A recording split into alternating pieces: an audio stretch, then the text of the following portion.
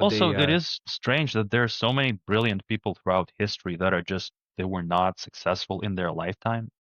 It's right. so strange. Like they were miserable, they were sick, they were not famous, they were just poor.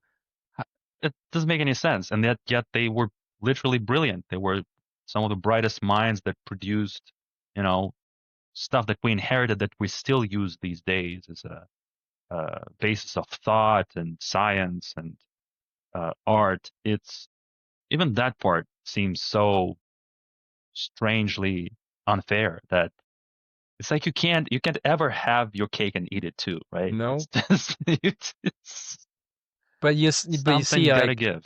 the problem again, we goes back to we're as a people, as individuals, we're too anxious about our own success, and I think that kind of get in your way because you keep worrying about, oh, I want to achieve this, I want to achieve that, and it's not happening, and it's giving you anxiety, right? It's giving you like, oh, I haven't been there, I want to be here, I want to be this, and that's happening every single day, you know. And myself, for example, too. Everybody is human. We can only be so much, you know. And then there's certain times when you're gonna fall into that pattern and be like, oh yeah, okay, I don't have this, I don't have that. But then I keep reminding myself, well, all the like basically is all about your life experience, you know, how you're experiencing every single day of your life. That's the most important, not just like, oh, Yes. what I potentially gonna get, you know.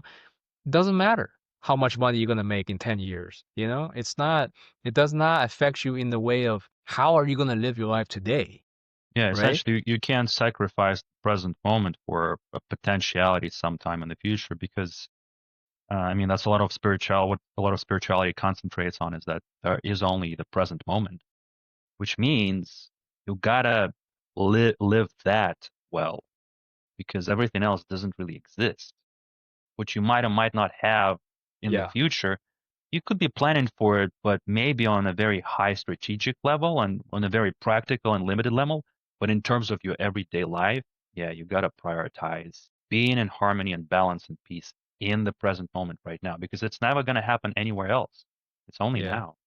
Especially, you see, this is the problem that, you know, a lot of people who actually do achieve fame, for example, or, you know, level of success is that they couldn't deal with the level of pressure that that kind of comes with that, right? It is legitimately very hard to deal with the things that do happen, you know, in terms of other people's opinion, other people's um like they have demand of you, they have this, and you have all these forces that kind of like pushing you to a certain direction because obviously some forces are seeing, okay, they see you as a commodity, right? Once you get, say, famous, for example, Right.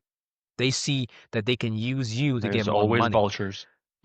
Exactly. So, you know, sometimes like the wealth and whatever, it kind of blinds the person.